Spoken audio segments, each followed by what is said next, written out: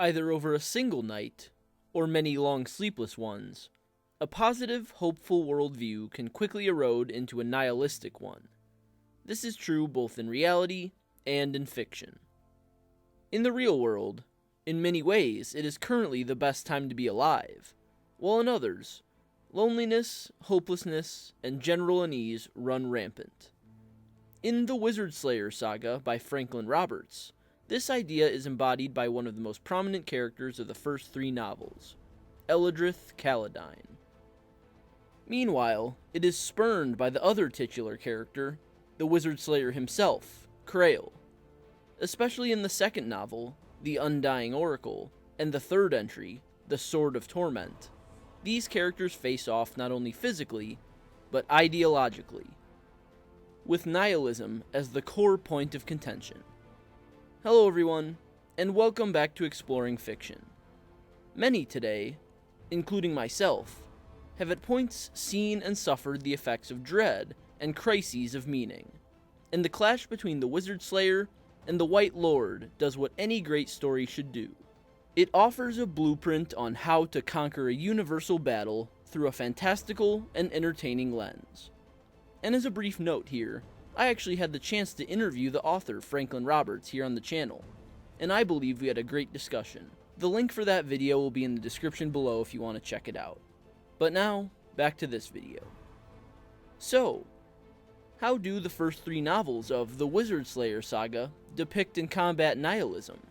And how can we apply these ideas to our own lives? Let's explore. Though not the main protagonist of the first three novels in the Wizard Slayer Saga, Prince Eledrith Caladign is the focus of these stories. When he first encounters Krael in The Wizard Slayer, Eledrith is a confident prince with hope in his heart and ambition in his soul. He is a stellar swordsman and a member of the royal house of the city of Sidal, who is not afraid to lead by example. Through his adventures with Krael in that first novel, Eledrith witnesses firsthand the duality of both the potential and evil of magic. And he and the Wizard Slayer form a close bond of friendship, only possible through dangerous, shared experiences.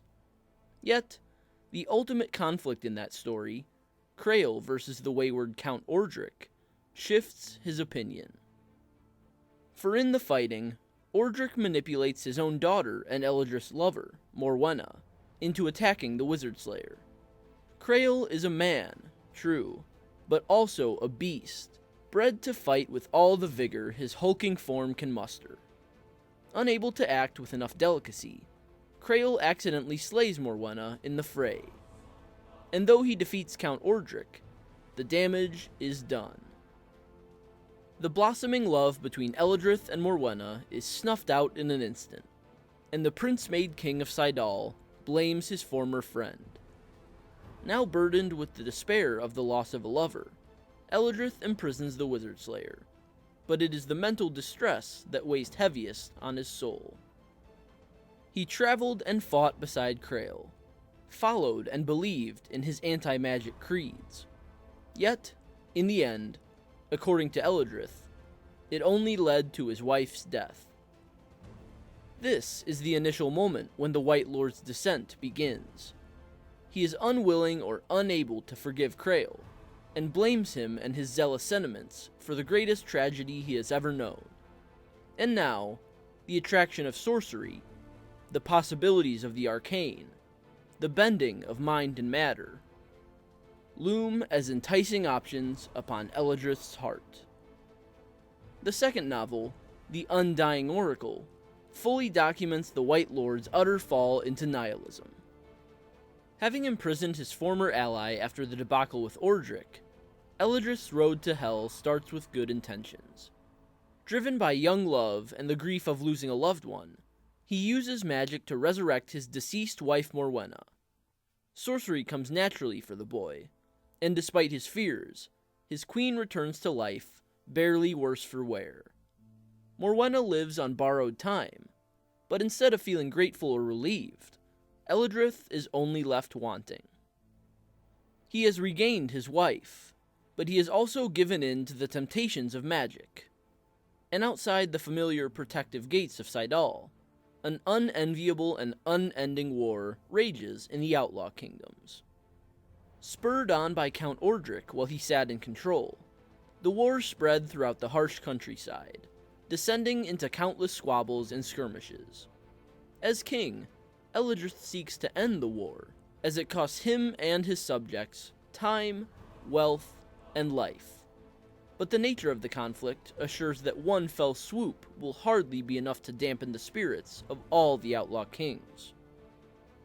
Unless, of course, magic is involved. And so, Eledrith takes his next step into the darkness. Again rationalizing his actions, Eledrith embraces the spirit of a warrior mage on the battlefield, decimating his enemies so fiercely with magic that they submit and surrender on the spot, ending the war. Eledrith's goal is accomplished. He has prevented the continuation of an unneeded conflict, but it has cost many lives. This was, is, and will continue to be a universal question until the end of time. Is a wicked act justified if it results in widespread peace? The White Lord makes up his mind, but his display of power threatens his psyche further. As he takes in the sight of the destruction brought about by his own hands and mind, Eledrith realizes the sobering truth that all humans, and all their creations, are doomed to die. Time passes inevitably, and everyone and everything erodes and disappears. He struggles to come to terms with this universal truth, and even journeys to Tirithel and the lands of the mysterious Undying Oracle in search of relief from his horrid realization. But when the Oracle fails to offer enough comfort, Eledrith falters. He fully embraces his destiny as tool of the dark gods, and even attempts to take his own life despite his immortality. By tampering with forces rooted in evil and beyond comprehension, he becomes a slave to the nihilistic idea that nothing matters because all is destined to die in the end. But before we discuss Eledrith's steady return to grace in the third novel, The Sword of Torment, we must first pivot to the main protagonist of the trilogy thus far, Krael. For the Wizard Slayer plays a key role in the White Lord's return from the depths of nihilism, and he himself suffers trials of the soul in the same vein. Throughout flashbacks in the later novels, and the initial book, The Wizard Slayer, Krael's personality and demeanor is on full display. Captured as a child from the unforgiving reaches of his home, the Kolgathian cycles through numerous different masters, until he is found by the monks of Mog Mutar. Through tireless effort and teaching, they forge Krael from an unpolished behemoth into an iron-willed, magic-hating machine. Krael survives the trial of the pit and the candle, where he learns that the only way forward is to cling to the idea of hope, even when no hope exists. This philosophy, along with his physical prowess, place Krael as a man nigh unstoppable, a despairing fact for the sorcerers he hunts. While his enemies fear him, his friends admire him, until, of course, the aforementioned accident in the fight with Count Ordric. When in the throes of battle, the Wizard Slayer cannot hold himself back, and because of this aggression, he accidentally fells the wife of one of his best friends. And while for Eledrith this event triggers a descent into grief, Krael maintains belief in the nobility of his unending quest. Because it is what he was born and bred to do, he refuses to back down from his calling to end the reign of magic across the world. In the Undying Oracle, however, even Krael faces tests that force him to reevaluate everything he has ever known. In shock and in chains after the events of the first novel, Krael makes his escape from the Drenok captors to which he'd been pawned, and journeys to Tirithel, a kingdom far from home, but full of familiar faces. Fellow Kolgathians far older and stronger than the Slayer have taken up residence there, all in service to the tyrannical Vordroth, the infamous Witch Lord of Tirithel.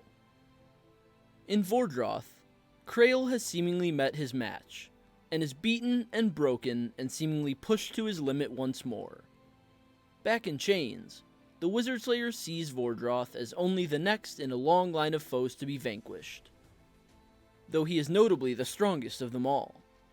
Krael and Vordroth clash once more, and again, the Slayer is unable to kill the Witch Lord. He escapes with the aid of a new ally and assassin of the Serpent's Hand, but his work is not yet finished. And to make matters worse, Dareth, Krael's closest friend, has been captured by Vordroth while on his quest to save the Slayer. Now, it is the Slayer who must do the saving. But worse than Vordroth's beatings, worse than any physical injury or malady of the mind, Krael suffers great loss. To feed his endless appetite for elf's blood, the Witch Lord fells Dareth, and upon his return to the fortress of Mogdurgle, Krael arrives only in time to behold his best friend's lifeless body. Unaware of the Kolgathian's presence, Vordroth and Eledrith's forces clash in Tirithel, and while they suffer great losses, both men live. Krael's two greatest enemies were unable to kill one another, and now he has lost the person he cared about most. With his spirit finally cracking, and his sentiment inching toward that of Eledrith, Krael enters the pyramid of the Undying Oracle. It knows and understands his plight, but he still confesses the dark truth growing in his heart. He yearns for death. For in Krael's mind, he has suffered much, lost more, and achieved little. Death would be a welcome embrace. But where Eledrith was unable to be consoled by the Oracle, and thus sank to indescribable psychological depths, Krael finds hope where there is none. The Oracle explains that yes, all in the world ends with death, but that is no reason for despair. Instead, it is reason for celebration. Because despite this somber and universal truth, life persists. In a world where everything grows dark and comes to an end, existence exists. Happy moments may be numbered, but they will always occur. And that is something worth taking up your sword and fighting for. Trained and tempered as he is, Krael notices the resemblance of this wisdom to the teachings instilled in him by the mad prophets. Picking up the pieces of his fractured spirit, he releases the Undying Oracle from its immortal bonds and overcomes Vordroth through his invigorated strength of will. Because now, not only does Krael fight with the strength and discipline of his genetics and training, but also the resolve imparted to him by the Oracle. Despite the inevitability of death, he stands against it anyway. After the death of the Witch Lord, only Eledrith remains. Having resurfaced after attempting to take his own life by drowning in the depths, Eledrith confronts Krael. Before a brief duel, the pair discuss their opposing conclusions on life, and it is determined they are destined to be mortal enemies. But before either man can fulfill their calling, Eledrith departs, and Krael's hunt renews. The third book in the initial trilogy, The Sword of Torment, picks up 5 years after the events of the previous novel. Most of the story focuses on Krael's quest to obtain Amagra, the titular weapon that serves as the only method of defeating Eledrith, but the White Lord makes multiple brief appearances before the climactic battle. In them, Eledrith is a reflection of a life fully consumed by nihilism. He cares little for human life, even his own, and merely wishes to fulfill his destiny so the pain of existence may cease. Krael, however, is once again driven by his purpose, even though he suffers more physical, mental, and emotional pain all at once than any other time in his storied life. When the Slayer finally does arrive at the hidden city of Kemetara, his clash with Eledrith takes a heavy toll. Though Krael possesses the infamous Sword of Torment, the White Lord has always been the better swordsman. He peppers his former friend with countless injuries, but as he fights, something within him awakens. Maybe fueled by the activity he once enjoyed most. Maybe spurred on by reuniting with the Wizard Slayer after 5 years. Eledrith sees something in Krael that shreds through his clouded judgment. To the unending ire of his mother Sharketra, Eledrith has always admired Krael for his eternal perseverance, and now as the pair clash above a city of sorcery and slavery, it is evident more than ever that the Slayer stands for something far greater than himself. And in the brutish Colgathian, Eledrith sees that which the Undying Oracle was able to impart upon Krael, but not the White Lord. The beauty of fighting for life in a world of death. And so, Eledrith allows himself to be defeated, speared by Amagra to suffer eternally under its torture.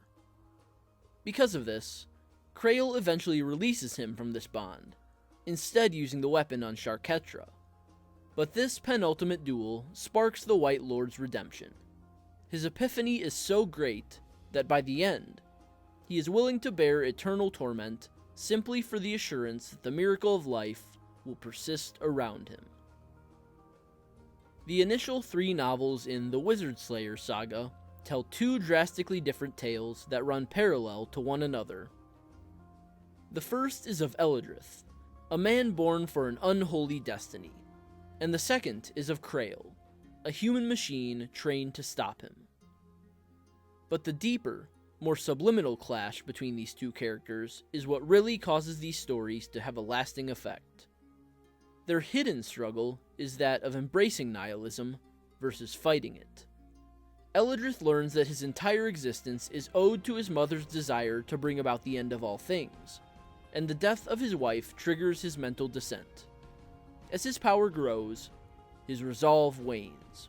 Eledrith witnesses the result of his own power, and despairs that it takes death and tyranny in such a high scale to maintain peace. He cannot be comforted by the Undying Oracle or any other mortal instruments, as he realizes they are all doomed to die, and so embraces his role and becomes apathetic to mortal existence. Krael, meanwhile, faces the same struggle in a different way. Like Eledrith, his dark night of the soul occurs when he loses a loved one, this time his best friend Dareth. And also like the White Lord, he consults the Undying Oracle for a solution to his crippling pain. The Oracle explains that although fleeting, life is beautiful because of the backdrop of death, ever looming behind it. Krael embraces and understands this teaching, and Eledrith only does so when inspired by his former friend. And herein lies the timeless lesson depicted to great effect in these 3 novels. Fight for something, even when there is nothing. That is how you avoid nihilism. The world can look bleak and dark and hopeless and unending, and it is. It can be easy to lose oneself in this realization, as Eledrith does, even without the apocalyptic destiny laid out for him. But as Krael, and eventually Eledrith, learns, wallowing in this endless pit of grief is neither practical nor sustainable. Life exists for a reason, and that itself is reason enough to live. There is a certain beauty in that thought, one that both characters come to embrace. While one is a man more akin to a beast, bred from childhood to fight against evil, and the other is a prince born to bring about the end of the world. Both stumble to the same conclusion. This is a battle many people fight in the real world on a daily basis, as endless combinations of factors threaten their sanity, well-being, or general psyche. But it does not have to be this way. At the core of the Wizard Slayer Saga, one can find the simple answer to the simple question of finding meaning in a decaying world. Place your sights on something, even if there is nothing. Recognize that, despite death, life dares to bloom. In doing so, you may just find the strength to carry on. So, that's all for this video. Leave a comment with your thoughts. I'd love to hear them. Leave a like if you enjoyed, and subscribe if you're new here. I'd love to have you. Visit my website russellawellsauthor.com for exclusive reviews, fiction, and more. And sign up for my mailing list for free exclusive content. The links for both are in the description below. And like always, I will see you next time.